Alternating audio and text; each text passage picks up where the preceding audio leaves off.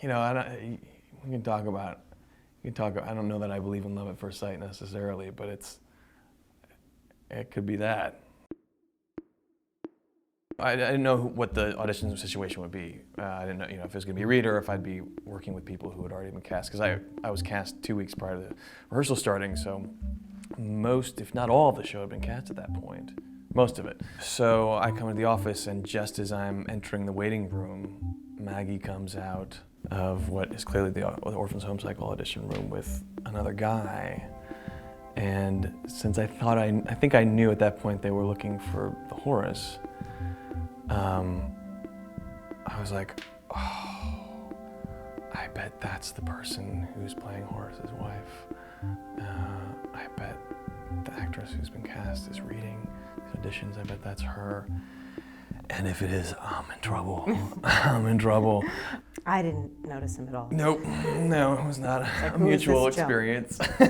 No, that's not true. But then, yeah. So well, I waited, and Oh, go ahead. No. Well, you just thought you very kindly talked to me because they were discussing things in the room.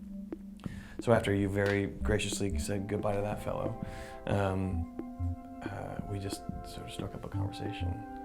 I mean, it was kind of like a favorite job, I think, for us for both individually. Of us, right. But I think also the fact that we both connected so deeply to that story was just indicative of a commonality of interest and perspective and priority in our lives. Personally, that brought us together. We had to kiss on stage in rehearsal before we'd ever. Yeah, our first kiss was. But it was a chaste kiss because it was Horton's foot. Chaste with so much passion underneath it. Boiling. But which is Horton foot. So that was a little like, oh my God, that's crazy.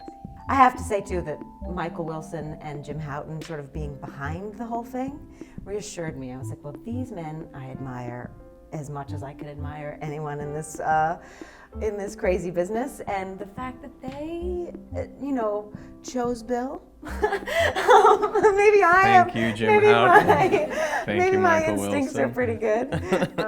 Bill wound up proposing marriage from the old signature stage to me, who was in the audience next to my friend Mel. But the place meant so much to us, and to have that be where that happened, it was great. I was freaking out, but I did say yes, if you're wondering. She did say yes. So I think Mel had to be like, you need to answer I was it. speechless. Yeah. I was truly speechless.